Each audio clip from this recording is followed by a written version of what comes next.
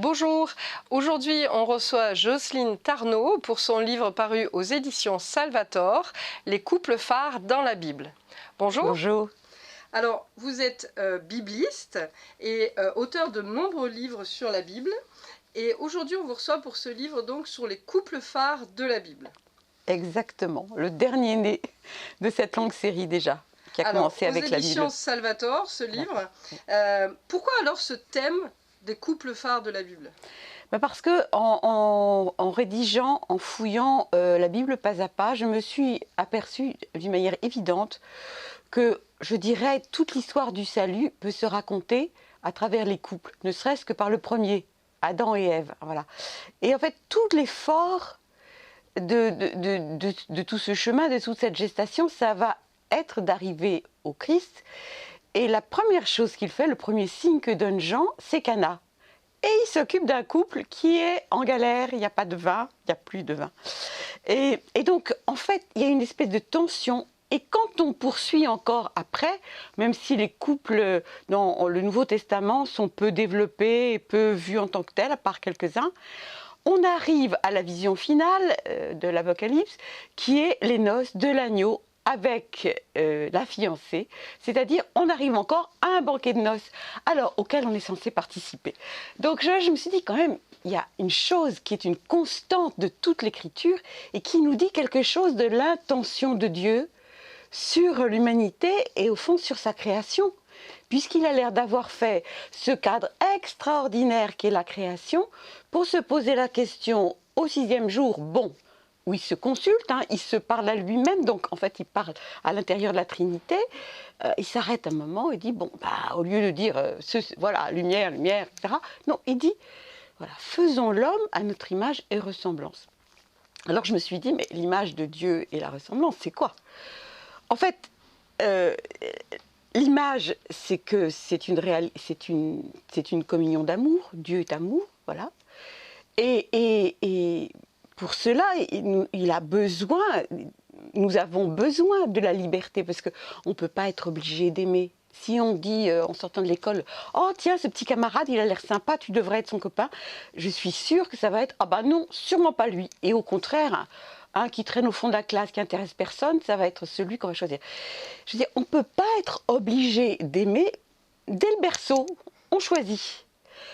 Donc la ressemblance, c'est cette liberté, d'où l'arbre de la connaissance du bien et du mal, qui nous sert à dirimer cette liberté, justement, où se donner à Dieu dans l'obéissance, n'y touche pas, voilà, ou écouter un autre qui nous dit, écoute, il est jaloux, il ne veut pas que vous soyez des dieux, si vous mangez, vous allez ouvrir les yeux, vous allez voir.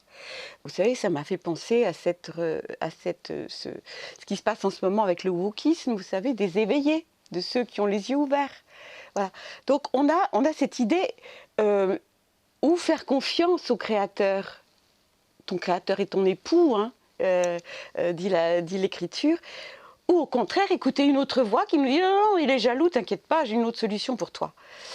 Donc toute la tension de l'écriture est ça. Et tous les couples que j'ai choisis et qui jalonnent vont avoir à résoudre cette équation. Où je te fais confiance à toi, le Créateur, et à l'histoire que tu vas faire avec moi, parce qu'elle va conduire, elle conduit au Christ, au fond elle conduit au Fils et à l'époux. Ou bien je sors des rails et je fais les choses à mon idée. Donc c'est cette tension que j'ai voulu élucider, montrer à travers des cas concrets, Adam et Ève, parce que c'est quand même le prototype, c'est avec eux que tout se joue. Bon, parce que moi j'adore, ça commence dans l'enthousiasme. Elle est la chair de ma chair, elle est les os de mes os, c'est là pour le coup, elle va s'appeler Isha, parce que je m'appelle Ish, donc voilà, l'homme et la femme. Il y a cette tension. Et puis, très très vite, ça tourne très très mal. Parce que Dieu dit à Adam, mais qui t'a appris que tu étais nu? C'est très intéressant parce que en hébreu, le serpent se dit Nash Arum, qui signifie le serpent qui est nu. Donc la nudité de cette nudité-là, parce qu'il y en a une autre qui est celle, ils étaient nus et ils n'avaient pas honte l'un devant l'autre, ça veut dire la nudité de la sexualité telle que Dieu l'a créée, parce qu'en fait c'est quand même lui qui l'a inventée, hein. Généreusement, voilà, avec bonté, avec largesse. Et puis, il y a une autre nudité qui est celle que quand vous ne vous entendez plus, la première chose que vous faites, c'est de prendre une serviette et de vous cacher.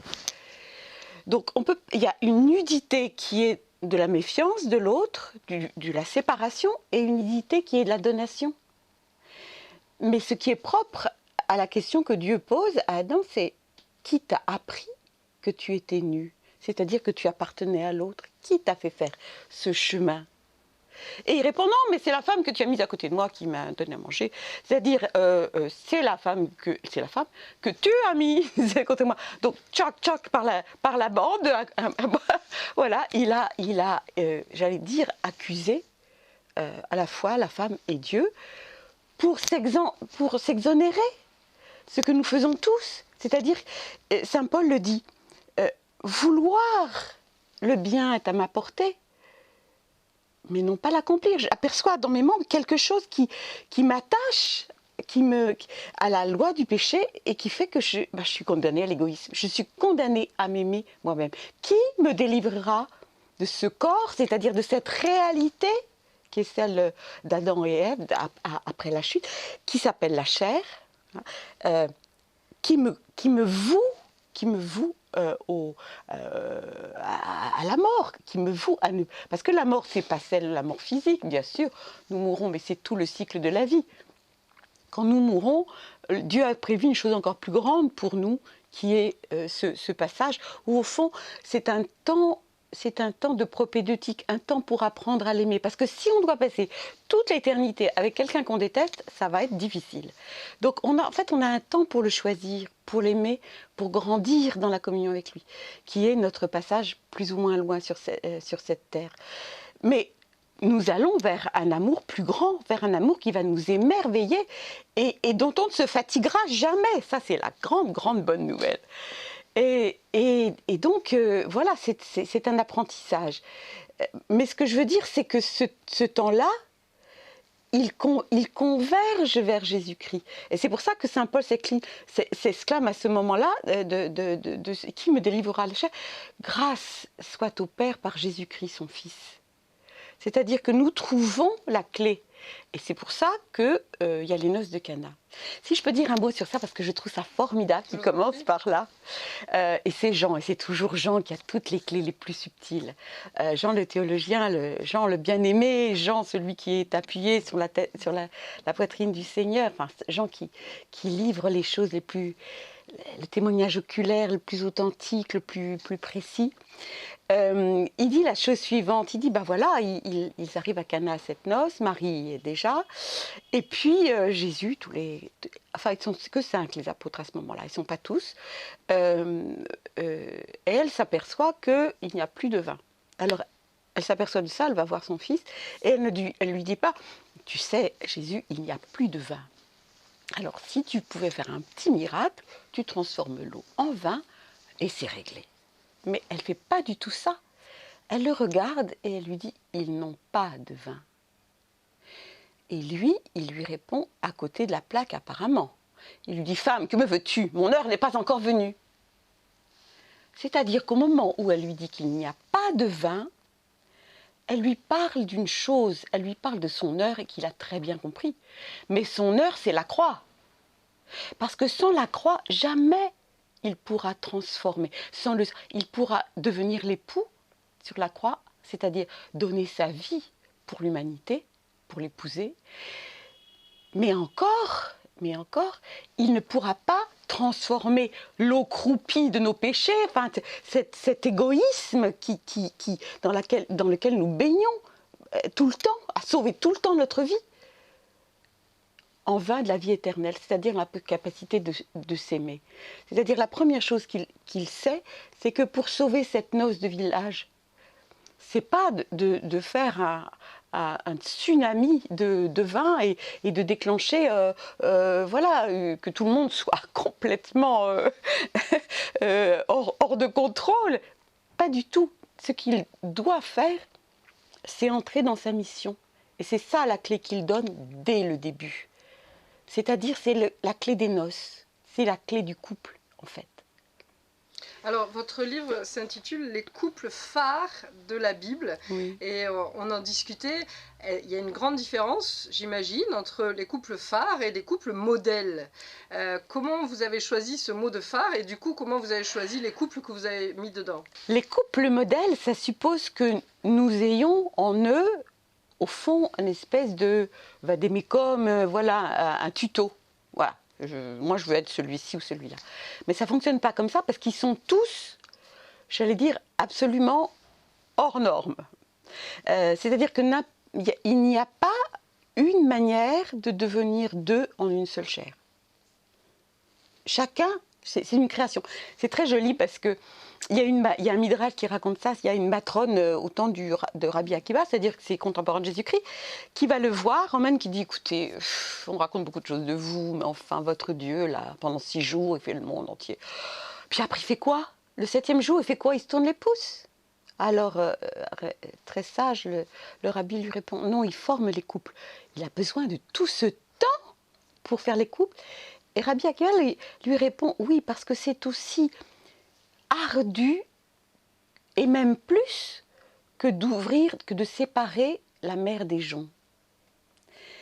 Pourquoi? Parce que, en fait, il faut agir avec ce dont on parlait au début, la liberté.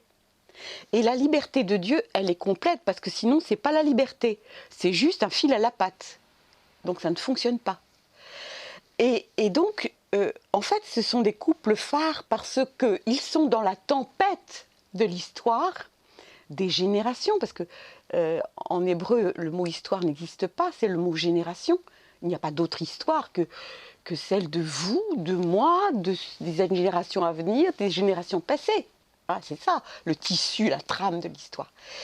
Eh bien, dans tout ce cycle des générations, ils ont été comme des lumières dans la tempête pour éviter l'écueil, quoi. Les écueils, ils ont eu à en franchir, mais d'une certaine manière, ils ont su garder un cap. Parce que si vous regardez Abraham et Sarah, bon, hein, ils sont passés par l'Égypte, tu dis que t'es ma sœur, parce que comme ça, j'aurais pas d'histoire avec Pharaon. Après, bon, écoute, Abraham, moi, cet enfant, je regarde l'âge que j'ai, et puis que j'en ai toujours pas. Mais Agar, elle est toute fraîche, ça peut faire l'affaire.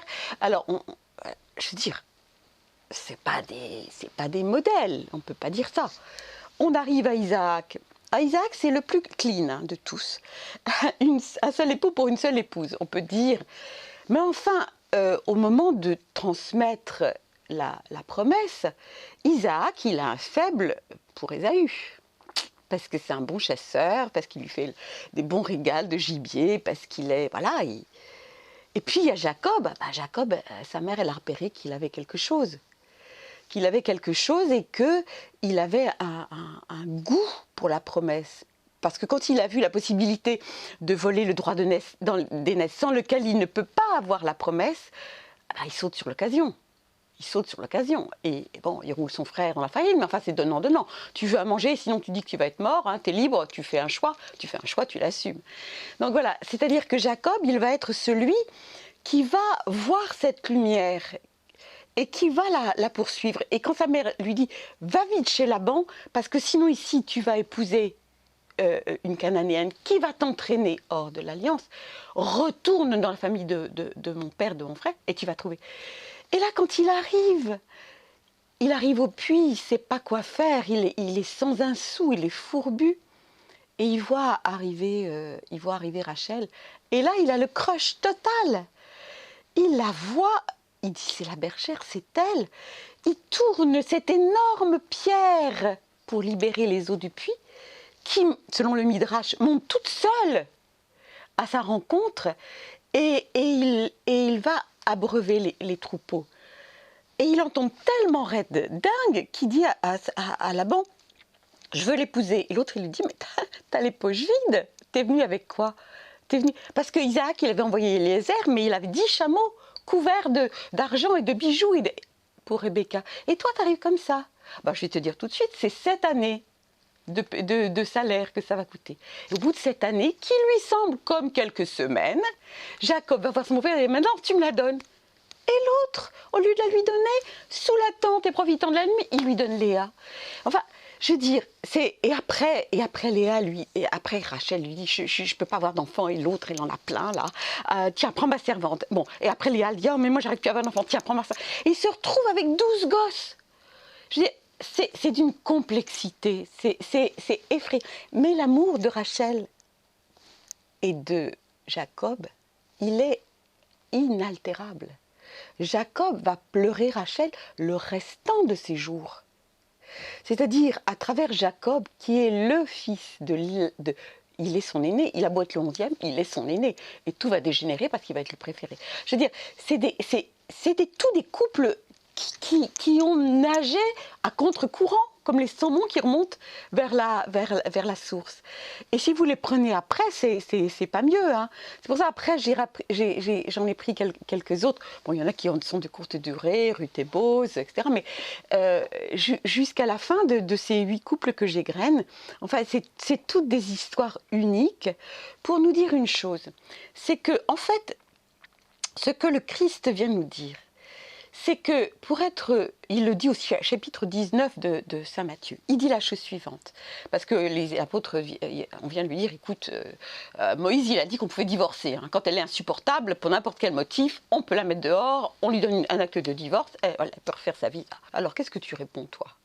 Parce que si tu réponds le contraire de Moïse, excuse-nous, mais tu es disqualifié. Bon. Alors il répond, oui, il a dit ça, mais c'est en raison de votre dureté de cœur. Parce qu'à l'origine, Bereshit, il n'en était pas ainsi.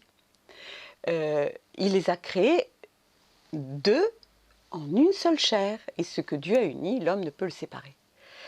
Et quand ils sont partis sur ça, les apôtres lui posent la question, ils lui disent, quand même, écoute, si telle, parce qu'ils ne sont pas convaincus du tout, hein, si telle est la condition de l'homme envers la femme, il n'est pas expédient de se marier. Vive l'union libre en sous-texte. Donc Jésus leur dit, à ce moment-là, une étrange parole, il parle des eunuques. Il dit, il y a des eunuques qui le sont de naissance, ils le sont aussi par choix, par la main des hommes, et il y en a qui le sont pour le royaume. Qu'est-ce que ça signifie, ça, être eunuque pour le royaume? C'est-à-dire d'entrer dans une relation qui suppose d'une certaine manière de mourir à soi-même pour que vive l'autre. Et ça, c'est très intéressant. Parce qu'on revient à Cana. Pourquoi? Parce que Dieu, nous, on pense 2 en une seule chair. Non, toi et moi, une seule chair. Mais oui, mais si ça ne fonctionne pas, parce que tu es insupportable, et que d'être 2 dans cette seule chair, ça craque de tous les côtés. Ça va pas du tout. Qu'est-ce que ça veut dire? Ça veut dire la chose suivante. Moi et Christ, une seule chair. Sa chair ressuscitée, évidemment. Toi et Christ, une seule chair. Ressuscitée, victorieuse de cette mort de l'égoïsme qu'il est venu tuer en donnant sa vie sur la croix. Donc 2 en une seule chair. Et ça, c'est formidable, parce qu'en fait, il n'y a pas de modèle, il y a une espérance. Nous pouvons toujours nous jeter dans ses bras pour que sa victoire soit la nôtre, pour que son pardon soit le nôtre, pour qu'il puisse changer les eaux croupies de nos péchés, parce que les jarres des Juifs, franchement, ça servait aux purifications, donc on y laissait tous les péchés, hein, ils étaient bien au fond, et c'est ça qu'il a choisi pour faire le vin nouveau de la résurrection. Donc voilà, cette perspective, elle nous ouvre, elle conduit aux noces de l'agneau. Parce que la question ne se pose pas que pour les mariés. Elle se pose aussi pour tous ceux qui ont un autre choix de vue, pour ceux qui sont eunuques pour le royaume, dans l'acceptation de la vie qu'ils ont, dans le fait qu'ils n'ont pas rencontré l'âme sœur, dans le fait qu'ils ont choisi de la vie religieuse, ou enfin, pour toutes les raisons qui sont les leurs, d'être 2, lui et moi, en une seule chair, aussi.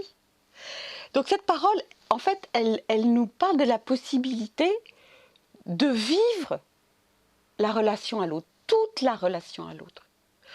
dans la différence quelle qu'elle soit. Parce que, ce qui est très intéressant, c'est quand Dieu dit « faisons l'homme à notre image et ressemblance ». Donc il s'agit de faire l'homme à l'image de Dieu, donc par amour et pour aimer. Il dit « homme et femme, il le fit ». À l'image de Dieu, il les fit. Mais en hébreu, il n'est pas écrit homme et femme. Parce qu'homme et femme, vous dites, oh, un homme, qu'est-ce que c'est? Une femme, qu'est-ce que c'est assez dans le courant de passé actuel. Non, non, il est écrit mâle et femelle. C'est-à-dire dans l'égalité, mais dans la différence sexuelle inaliénable qui est inscrite à l'intérieur même du nom de Dieu. Pourquoi? Parce que le Yud, au début, c'est l'initiale de Yahvé, et le He final, c'est le propre du féminin. Et quand on enlève Yud et He au tétragramme, il reste au milieu Esh. Et Esh, c'est le feu qui consume, qui met fin à toute relation, parce que c'est le feu de l'égoïsme. Ma vie est à moi et tu n'en mangeras pas davantage. Voilà. Donc, et la tienne s'arrête là. Donc, toutes ces clés nous disent une chose, que le couple, notre bonheur, notre relation à l'autre, quelle qu'elle soit et de quelque nature qu'elle soit, elle est fondée sur la différence fondamentale qu'est l'autre, mais en même temps sur l'égalité et en même temps sur la possibilité en Christ de trouver la communion. Si vous voulez en savoir beaucoup plus encore sur tous ces couples de la Bible, je vous invite vraiment à découvrir ce livre de Jocelyne Tarnot, paru aux éditions Salvator. À bientôt!